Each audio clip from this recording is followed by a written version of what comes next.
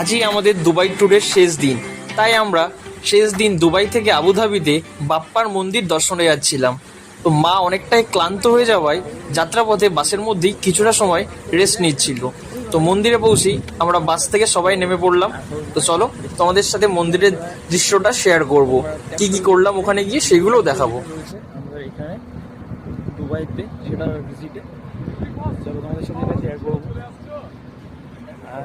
সেটাই শেয়ার করবো এখন তোমাদের সাথে, যেটা আমরা ভিজিট করতে এসেছি এখন দুবাই মন্দিরে ফুল টিম একসাথে। অ্যান্ড আজকেই আমাদের journey last day. So last ডেতে এখানে মিট আপ করে নিচ্ছি আমরা সবাই মিলে।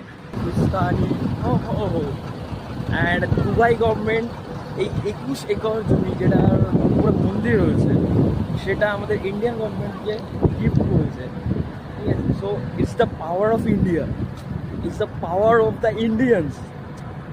যে অন্য দেশের গভর্নমেন্ট, যেখানে ইসলামিক কান্ট্রি, পুরো ইসলামিক কান্ট্রিতে আমাদের ইন্ডিয়ান গভর্নমেন্টকে আমাদের সনাতন ধর্মের জন্য একটা মন্দির গিফট করেছে। So we are very proud to be Indian and to be a person in Sanatan. আর এটাই হচ্ছে সেই বহু প্রতীক্ষিত সেই বাপ্পাস টেম্পল, যার মধ্যে তিরুপতি ভগবান, শ্রী রাম, সীতা, এছাড়াও আরও অন্যান্য অনেক ভগবানের মূর্তি পূজিত হয়। তো মন্দিরের মধ্যেকার ভিডিও যদিও নেওয়া অ্যালাউ ছিল না, তাও অনেক কষ্ট করে এই ফুটেজটুকু নিয়েছিলাম।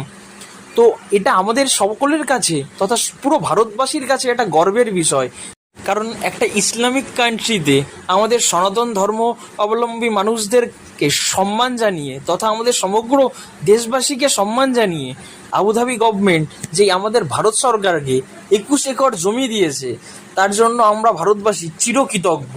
আর সত্যি এটা গর্বে আমাদের বুক আরও চওড়া করে দেয় যে আমাদের সনাতন ধর্মের সকল মানুষদের কাছে আমরা গর্বিত আমাদের ধর্মের জন্য, আমরা গর্বিত আমরা ভারতবাসী বলে।